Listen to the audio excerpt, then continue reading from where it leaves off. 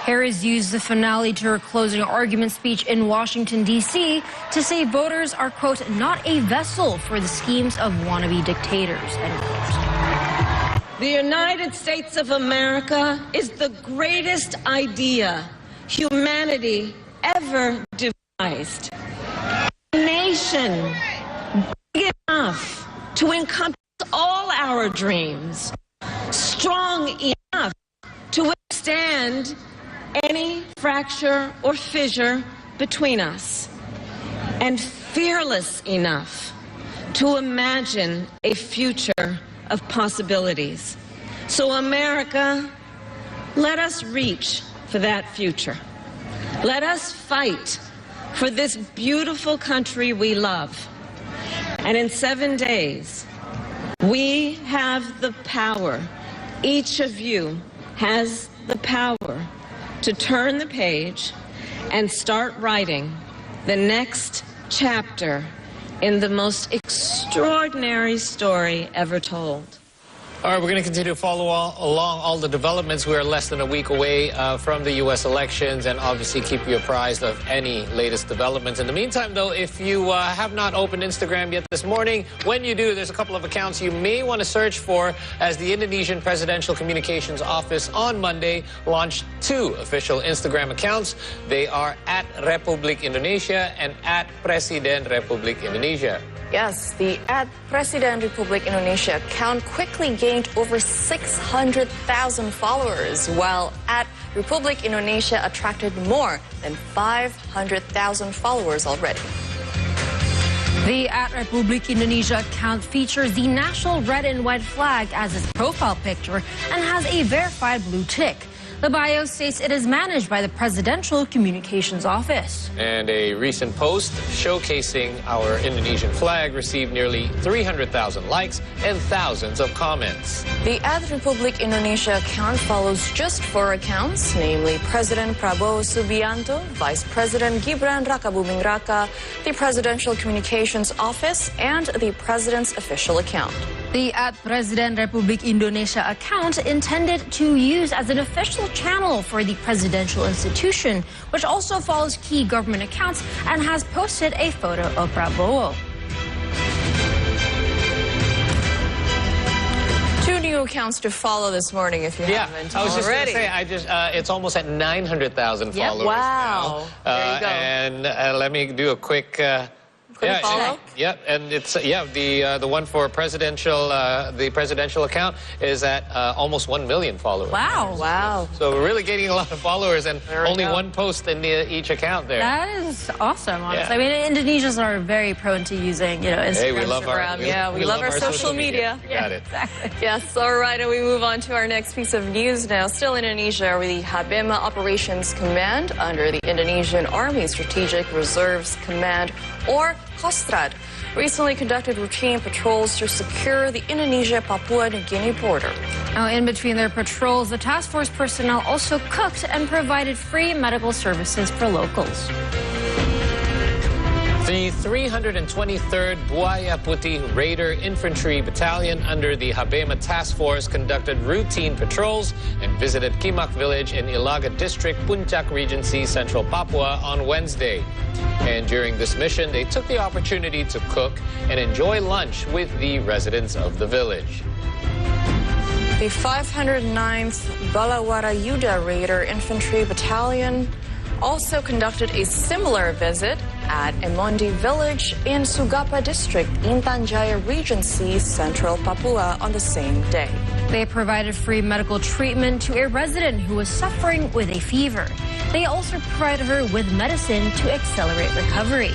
Habema Commander Brigadier General Lucky Afianto said that both missions were conducted with the aim of providing basic necessities, alleviating health problems, accelerating development, and maintaining security in Papua. And those were our first round of headlines. That brings us to our very first short break of the morning, but we'll be returning soon with more news from around Indonesia. Stay with us on the C Morning Show. We'll be right back.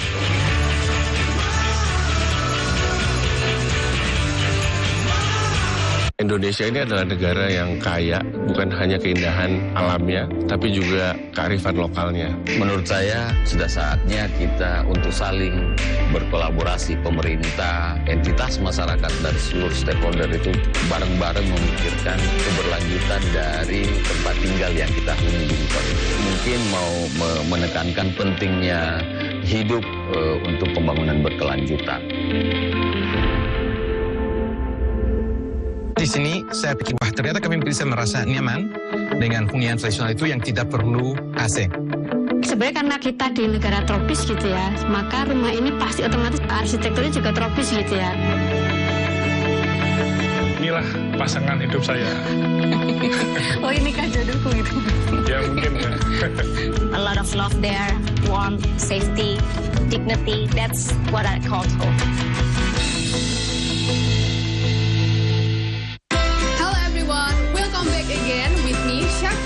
Only at Satisfactory. Now we're gonna put more Parmesan cheese on top.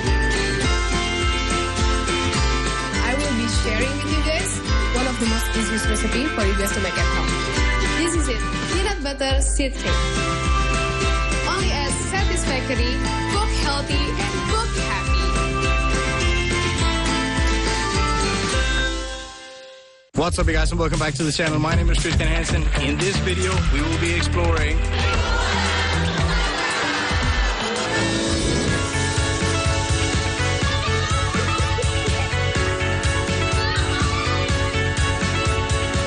Are we ready, guys? Yeah! I have a new video coming up tonight, so I have to make sure everything is ready, but this has been a great trip.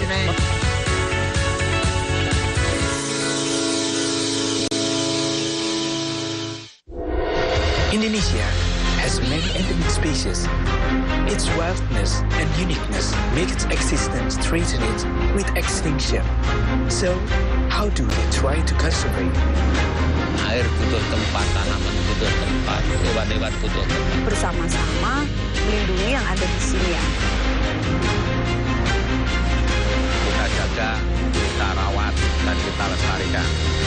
Only in Wild Cage. Alpha generation, or also known as millennial children, is the youngest generation today.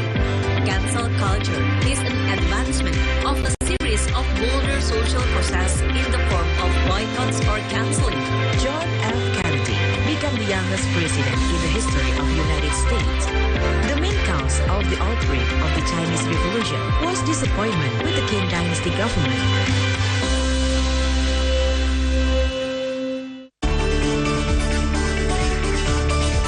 Welcome back to the C Morning Show, everyone. Back here in the main desk, we've got more local updates coming your way, beginning with our first story, where Chief of the Presidential Communication Office, Hassan Nasbi, said at the Presidential Palace, Jakarta, earlier yesterday that Vice President Gibran Rakabuming Raka will be taking over presidential duties in Indonesia, while President Prabowo Subianto will be headed overseas for an official visit next week.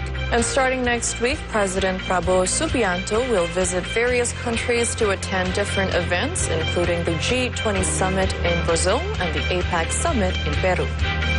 Nggak ada PLT, karena Wapres mau jadi wakil presiden ketika presiden keluar negeri, wakil presiden menjalankan tugas-tugas presiden sebagai kepala pemerintahan. Akan ada instrumen hukum tertentu itu. Kan selama ini sudah kejadian begitu. Presiden keluar negeri yang menjalankan tugas-tugas presiden adalah wakil presiden. Tidak perlu instrumen-instrumen hukum. Gitu kan. Jaga presiden Jokowi kan ada kepresnya, Pak. Ya akan berlaku sama. Jadi buat saya yang kayak gitu tuh jangan disalah artikan. Tidak ada istilah PLT presiden. Jadi wakil presiden menjalankan tugas-tugas presiden sebagai kepala pemerintahan ketika presiden sedang keluar negeri. The Presidential Communication Office has said that President Prabowo Subianto has instructed ministers, deputy ministers, and also heads of institutions to start using their new official vehicles, the Maung, which has been made by Indonesian defense company Pindad. The Presidential Communication Office announced the instruction at the State Palace in central Jakarta on Wednesday. And according to Presidential Communication Office Chief Hassan Nasbi, more details will be provided by both the Finance and State Secretariat ministries. Yang memang nanti menteri-menteri akan akan menggunakan mobil maung. Anggarannya bagaimana, Pak? Ya kan kita perencanaan dulu ya. Nanti soal detailnya nanti. Nanti ini sabar dulu. Bukan berarti. Sendiri nggak sih, Pak? Apa? Ya, Pak Prabowo kan menggunakan itu sebagai mobil kepresidenan dan beliau bangga dengan produksi pindad dan beliau memang memberikan arahan kepada para menteri, wakil menteri, kepala badan juga untuk menggunakan mobil dinas yang sama. Tapi kepala daerah juga, Pak ya? Unitnya berapa kira-kira, Pak, untuk kabinet sendiri, Pak? Kalau totalnya saya belum tahu itu persisnya. Nanti kan ini melewati tahapan-tahapan ya, sabar dulu. Jadi bukan berarti hari ini, kemudian besok sudah kejadian nggak? Jadi perlu direncanakan dulu pasti. Tapi tahapnya udah bagaimana, Pak? Apa ada pesan atau bagaimana tahapnya? Detailnya tentu bukan di saya. Ya, saya tentu nggak ngerti detailnya nanti. Kan pasti ada Kementerian Sekretaris Negara yang mengerti itu nanti sama Kementerian Keuangan. Itu berlaku untuk menteri, wamen, atau kepala badan juga, Pak? Untuk sampai ke, ya pokoknya yang di lingkungan yang anggota kabinet disuruh pakai itu kan. Termasuk kepala badan berarti? Kepala badan juga. Moving on to news from the Indonesian military, personnel from the 4th Indonesian Navy base in Batam recently worked with the First Fleet toward the trafficking of 18 illegal Indonesian migrant workers to Malaysia. The joint force initially spotted a suspicious speedboat following 90 minutes of monitoring information about illegal trafficking. The operator of the speedboat accelerated in an attempt to evade the authorities before eventually abandoning the vessel at the Safar River. Authorities found 8 illegal Indonesian migrant workers hiding in a mangrove growth near the river on Tuesday night, while 8 more were brought in the following day. Additionally, 2 other illegal migrant workers turned themselves in sometime after. The Navy secured 18 individuals and transferred them to the office of the Indonesian Migrant Worker Protection Agency in Batam for further investigation. Meanwhile, 4 illegal migrant workers and the 2 boat operators are still on the loose. Indonesian Navy Chief Admiral Muhammad Ali underlined the importance for all Navy personnel to remain watchful in protecting Indonesian waters, as well as anticipating incoming threats along with any disturbances. All right, it's not just the Americans that'll be hitting the polls. Here in Indonesia, yes, we are headed back to the polls, this time for regional elections. And the Tangerang City Elections Commission, or KPU, has already prepared 7 polling stations at 5 prisons for the regional heads elections. Yes, 3 candidate pairs, namely Faldo Fahdil, Amarullah Boni, and Sakhrudin Mariono, are competing for the Tangerang seat in the upcoming election.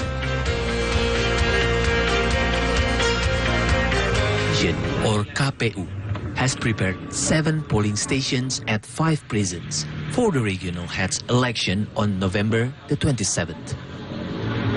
These polling stations are distributed at the youth prison, women's prison, class 1 prisons, class 2A prison, and juvenile correctional facility. Ya, alhamdulillah untuk khususnya Loksus di Kota Tangerang itu di 5 lapas. Kota Tangerang, di Kecamatan Tangerang itu ada 7 TPS dibagi 5 lapas dengan jumlah DPT-nya itu 1.956 secara keseluruhan.